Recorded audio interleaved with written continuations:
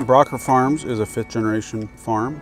We raise dryland wheat, irrigated wheat, alfalfa, seed corn, and grass seed. Bracher Farms started in the year 2000. The generation we're on right now is 5th generation, and we're raising the 6th. From the 1st generation through about the 3rd generation, it was very natural for farms to be very family oriented because it took the entire family to make the production happen.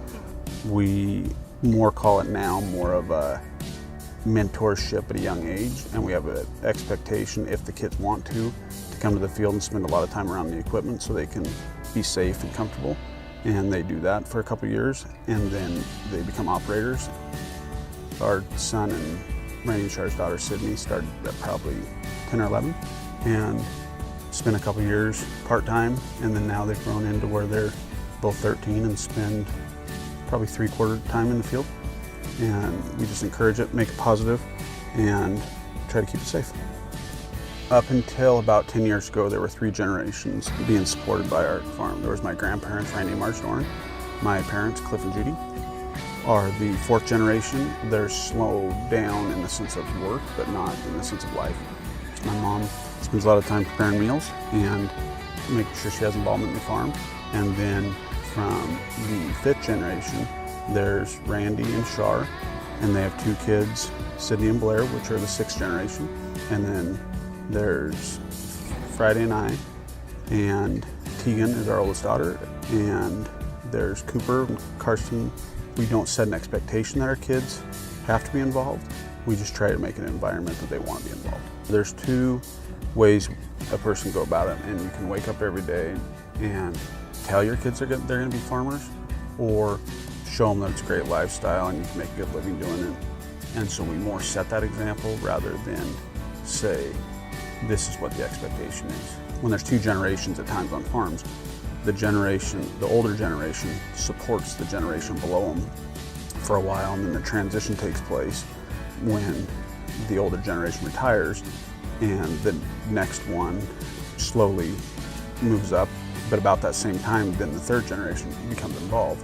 What we've done and what my parents did was they changed our transition planning, so we're not doing it in our 50s, we more did it in our 20s when we had lots of energy. When our case of burnout comes, potentially going to be earlier in life, but our kids will be in there. If we raise them how we want to raise them, then they'll be young, responsible adults in their 20s and be able to take things on when they have lots of energy to be able to get things done.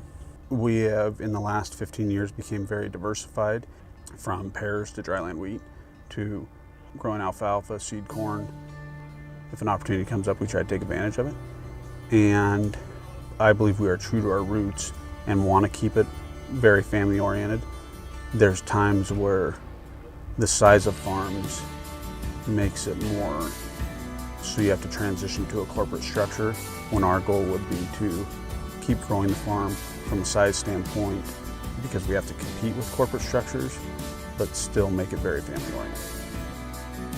Dryland wheat, or wheat in general, is a commodity, and there's 5 different grades, and our goal is to always, from an export standpoint, is pick the varieties that have good milling quality, always keep it as weed free as possible, create the cleanest product as possible, and highest quality, which comes into test weight, dockage, millability, from a dryland wheat standpoint. From a alfalfa standpoint, we grow certified weed-free alfalfa. We have it certified by the state. They come out, every bale has a different colored piece of twine on it that shows that it's certified weed-free. And so that's an example of holding a very high standard. We generally sign a premium contract that means 98% pure seed. The standard is between 90 and 95, and we take it to the next level and keep it as clean as possible. For us, it's not necessarily that it's always more profitable, but it helps us with market access, which in the end creates it so we can supply that quality product. We always do what we say we're going to do, and we exceed expectations and provide quality products.